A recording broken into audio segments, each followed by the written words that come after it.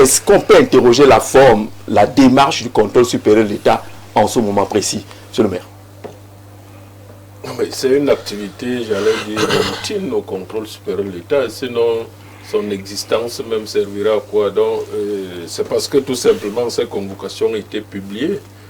Pourquoi les publier justement? Tous les jours. Pourquoi publier celle-là? Peut-être c'est l'ennemi de l'un des convoqués qui a publié. Ou non, c'est un communiqué, ça dit que c'est public. Non, mais ils en signent tous les jours. On convoque des gens au Consup tous les jours, au TCS tous les jours, tous les gestionnaires des deniers publics. Et là, ça ne veut pas déjà dire qu'ils sont accusés. C'est juste d'aller justifier. Ensuite, il y aura un rapport. Est-ce qu'il y a eu des tournements ou pas? Parce qu'il ne faut pas prendre la convocation comme une sentence déjà contre ces individus, ces citoyens ou ces anciens fonctionnaires. J'allais confirmer que, évidemment, il y a des niveaux et des niveaux de contrôle.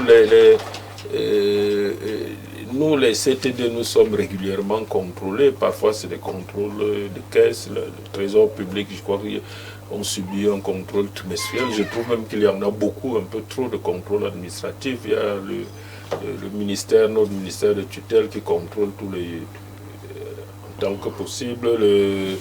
Les autorités administratives ont aussi la possibilité de contrôler un certain nombre de choses, mais les ministères, notamment le ministère des Finances et chacune des directions générales, pour ce qui le concerne, le budget, le trésor public, ils contrôlent régulièrement et les impôts aussi. Donc, je pense que c'est nécessaire, ça, un côté pédagogique, mais les contrôles, un contrôle général, lui aussi, il est intéressant, mais on arrive au stade du Consup qui n'est pas un tribunal, c'est aussi nécessaire de justifier s'il y a eu dénonciation ou s'il y a eu des irrégularités constatées sur le terrain. Mais on convoque des gens à tous ces niveaux tous les jours et c'est très bien pour que, et je suis d'accord que la corruption a un coût énorme pour notre pays, un coût économique. Ça diminue le taux de croissance, ça dissuade les hommes d'affaires, les investissements directs étrangers. Ça a un coût sur ce que nous achetons parce que, et ce que nous utilisons comme infrastructure. La corruption, on l'intègre dans les coûts de l'entreprise. Et donc, ça fait des infrastructures qui coûtent beaucoup plus cher. Oui. Et ça fait des infrastructures parfois mal réalisées ou inachevées. Parce que lorsque la corruption, le bateau corruption a trop prélevé, le prestataire, l'entreprise n'a plus rien pour réaliser ce qui était prévu. Donc, c'est là un coût et je pense que le chef de l'État, le président Paul Biya, a mis en place un certain nombre d'instances qui n'existaient pas depuis 30-40 ans. Tout cela a un côté dissuasif. Visiblement, la dissuasion ne passe pas partout, surtout que les organismes qui contrôlent au bout de la chaîne. Et il y a un certain nombre de transactions qui sont encore invisibles par le système. On ne peut pas savoir que tel a reçu un pot de vin après un certain temps. Si le projet ne va pas jusqu'au bout et qu'on constate que ça ne va pas jusqu'au bout, et on ne saura même pas qui a prélevé quoi, parce que ça c'est invisible. Donc c'est le prestataire, et peut-être celui, comme mon oncle c'était un exemple, il prenait un exemple, peut-être celui qui a réceptionné alors que ce n'était pas achevé, réceptionné peut-être que ce n'était même pas réalisé, donc les marchés fictifs. Bon, tout cela est nécessaire parce que je pense qu'on évoque des secteurs prioritaires ici. Secteur prioritaire, on parle d'éducation. L'éducation, le foncier. Bon, le foncier, c'est la gestion à long terme. Je pense que ça, c'est un autre thème. C'est un débat plus complexe. Mais la loi foncière, elle est en cours de révision. Je pense que c'est là où nous tous, en tant que citoyens, nous devons contribuer. Elle est prévue d'atterrir au Parlement, tel que le ministre nous l'a dit, d'ici septembre 2027. Monsieur Elimbi Lobé est Donc vous voulez que je meure sans voir la réforme foncière. Monsieur, je crois que les problèmes écoute ce que le premier président dit aujourd'hui. Nous sommes au regret de constater que les litiges fonciers connaissent une inflation inacceptable dans notre pays. Et tu en es à la période en 2027. On est en mars 2027. Moi, je croyais que tu disais que dans la session qui...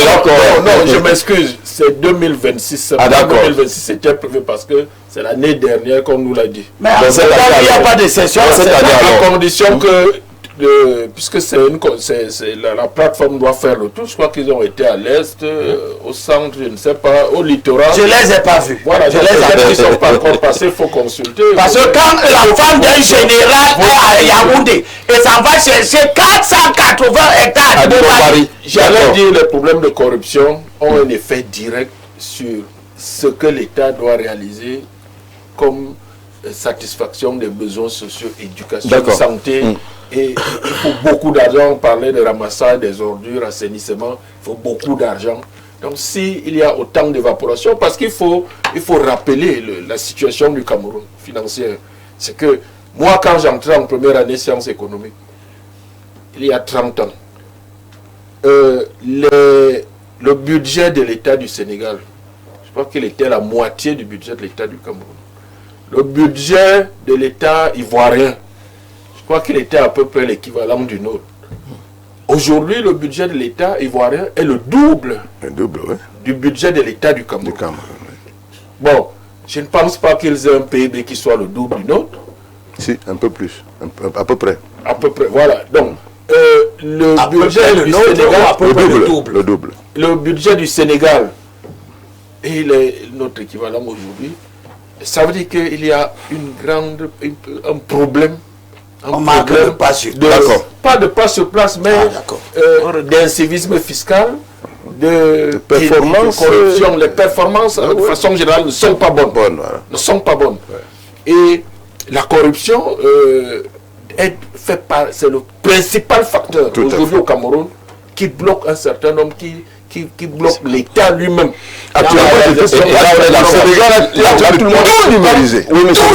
Oui, mais justement, ce sont des réformes.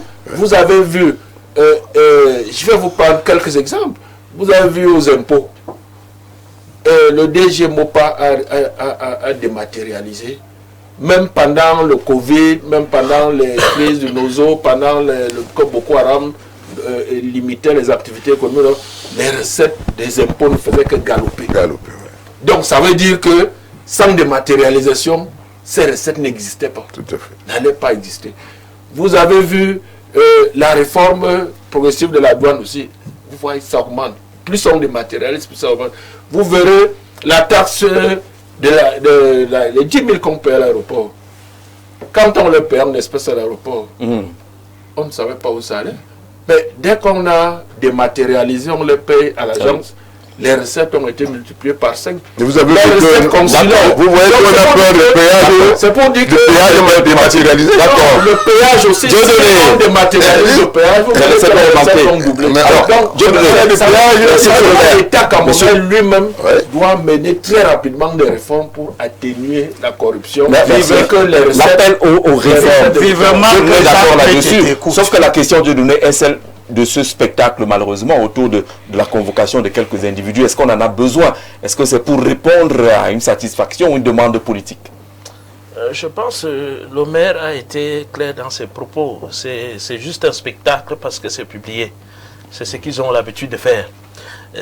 Mais votre thème de discussion ramène à ce que, est-ce que c'est l'opération épervier qui serait réactivée? Pour quel motif? Il faut que je dois insister là-dessus, sur comment je qualifie l'opération épervier. Effectively, the Operation Sparrowhawk that was put in place in 2006 is a witch hunt operation. It's not there to fight corruption. It's not there to fight embezzlement. It's helping people settle political scores. If you want to fight corruption and embezzlement, you have to be holistic in the approach. The President of the Republic, the mayor is talking about the need for reforms to fight corruption.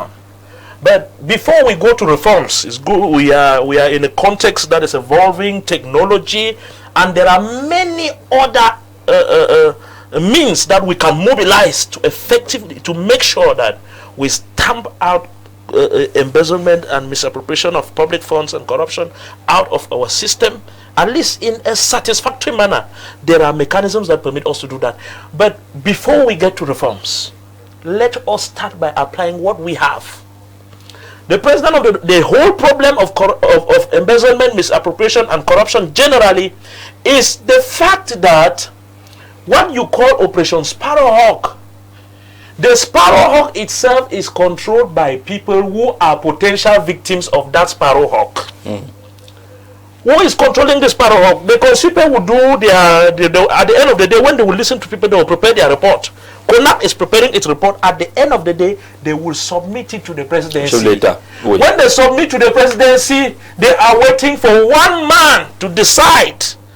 And Comrade Elimbe was mentioning what the president of the Supreme Court mentioned and all that. The judiciary is supposed to be empowered, sufficiently independent, that when things are set against people, those people should be tried in an equitable manner. And if they are not guilty, fine, they are free. And such people who are not guilty, they may not only be free, but they could even be promoted. And those that are guilty should be sanctioned. What we are waiting from the President of the Republic is not reforms, first of all. Let us start by applying Article 66 of the Constitution. Why is it that the CPDM is so scared? Why is it that the parliamentarians of the CPDM, because we don't have to limit it to the President of the Republic, parliamentarians are supposed to control government action. Why is it that parliamentarians of the CPDM, who are also supposed to declare their assets and they are in parliament, are so scared of asking for the application of Article 66? Why is it that the President of the Republic, who has repeatedly told us, even rang de gauche, even rang de gauche, even rang de gauche, vous, il est qui? I keep asking the question with all due respect to the father that he is, who declared President Paul Biya a saint, who said that at one point in time. That is why there is a provision in our constitution that the President of the Republic can be impeached. Le Président de la République peut être traduit au tribunal.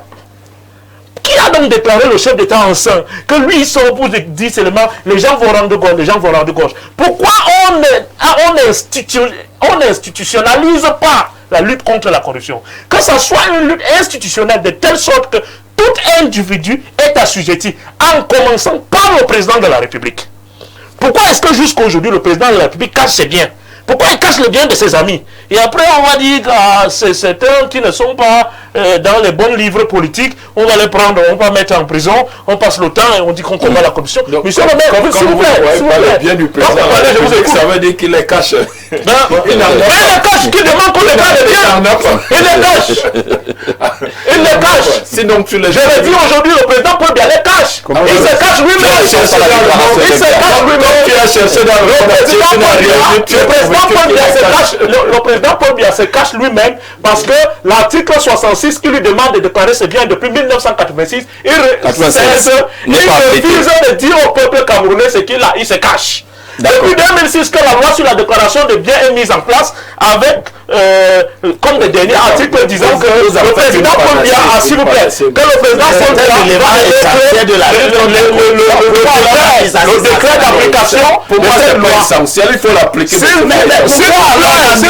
C'est pas à vous. Parce que là on l'applique. S'il vous plaît, ça n'a pas. J'ai la parole. S'il vous plaît, c'est pas à vous de déterminer ce qui est essentiel ou pas. Les gens se sont battus pour qu'on aille à la tripartite de 91. À la suite de la tripartite de 91, il y a eu la souris qui a été négligée à la Constitution de 1996.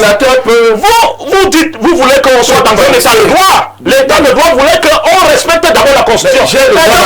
Laissez-moi parler. Laissez-moi parler. Vous êtes dans la posture difficile de critiquer ce que vous avez mis en place.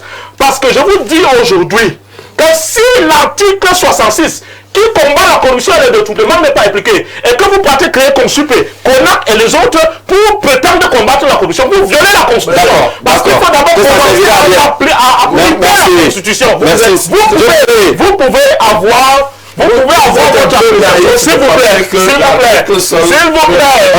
parler, s'il vous plaît, laissez-moi parler, l'article 66 ne vous arrange pas, je m'en fous. Mais l'article 66 doit être appliqué parce que c'est la prévue par la loi. D'accord. Il faut qu'elle soit appliquée. C'est qui vous arrange, qui est le consup, qui est la CONAC et les autres n'ont pas fait en sorte que nous ayons un meilleur budget que la Côte d'Ivoire que vous venez de citer ici. Nous sommes en train de régresser. D'accord, on a compris. Appliquons la constitution du Cameroun avant d'aller vers les efforts. Nous allons payer un Sénat fédéral. Mais comme il s'agit de vous, j'insiste à appliquer votre constitution de 1996. Parce que vous êtes même passé à côté de ce que demandaient les Camerounais. C'était une véritable démocratisation du Cameroun et la redéfinition des fondations de notre pays. Vous êtes passé à côté, mais jusqu'à là, vous ne l'avez pas appliqué. Merci.